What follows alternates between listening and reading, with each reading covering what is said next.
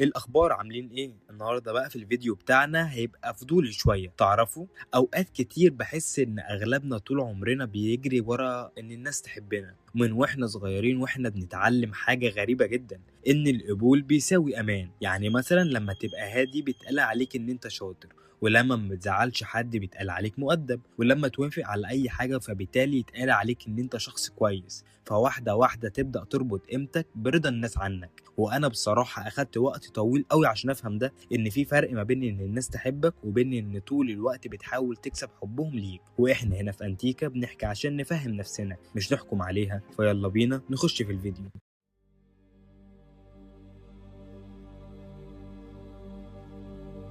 دايما الموضوع في بدايته بيبقى بسيط جدا. دايما بتحاول تبقى لطيف وتراعي مشاعر الناس وتقول الكلام الصح وتتجنب المشاكل، وده طبيعي جدا. لكن المشكلة لما حياتك كلها تبقى مبنية على الناس هتقول عنك ايه وهتفتكر عنك ايه، تلاقي نفسك ساعتها خايف تقول رأيك، وخايف ترفض، وخايف تبان مختلف، وبالتالي خايف حد يزعل منك. فبتمثل نسخة أريح للناس لكن مرهقة جدا جدا ليك. وأصعب حاجة بصراحة إنك مع الوقت ما تعرفش أنت مين أصلا، لانك متعود تغير نفسك حسب كل شخص، ودايما بتبقى مع ده بطريقه ومع ده بطريقه ومع ده بطريقه لحد ما تبقى نسخه متقسمه ومش ثابته ليك. والغريب هنا ان مهما حاولت تراضي الكل في ناس برضو مش هتحبك، ودي من اكتر الحقائق اللي بتوجع في الاول. بس يمكن مفيش حاجه غلط فيك اصلا. احنا اتعلمنا لو حد ما حبكش يبقى فيك حاجه غلط او فيك مشكله، لكن الحقيقه هنا ان الناس مختلفه.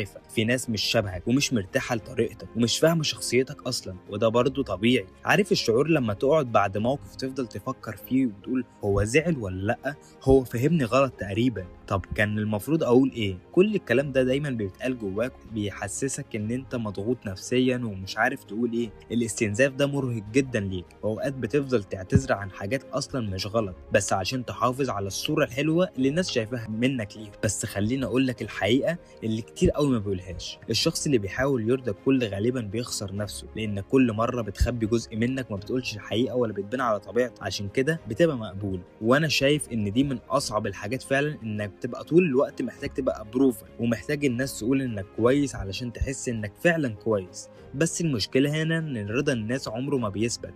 النهارده حد بيحبك، بكره حد هيختلف بالتالي معاك. النهارده حد يشوفك ممتاز، بكره حد هيشوفك مقصر. فلو قيمتك مرتبطة برأي الناس هتفضل طول الوقت مذبذب. واوقات اكتر شخص محتاج يقبلك هو انت اصلا، مش اي حد. ومش لازم كل الناس تحبك، بس بحقيقة وبجد مش لازم كل الناس تفهمك، ومش لازم طول الوقت تبقى النسخة المريحة. تخيل كده معايا قد ايه في طاقة بتضيع منك وانت بتحاول تشرح نفسك وتثبت نفسك للناس وتبرر كل كلمة بتقولها لنفسك. في ناس حتى لو كنت بيرفكت معاهم برضو مش هتحبك، ومش عشان انت وحش، لكن علشان مش شبههم اصلا ومش مناسب جدا ليهم، او ببساطة في اختلاف ما بينك وما بينهم. واعتقد بصراحة ان السلام النفسي الحقيقي بيبدأ لما تبطل تحاول تكسب الكل، ولما تبقى مرتاح وانت على طبيعتك، مش طول الوقت خايف يتقال عليك ايه، ودايما متردد، ودايما تسمع لكلام الناس وتحكم كلام الناس عليك.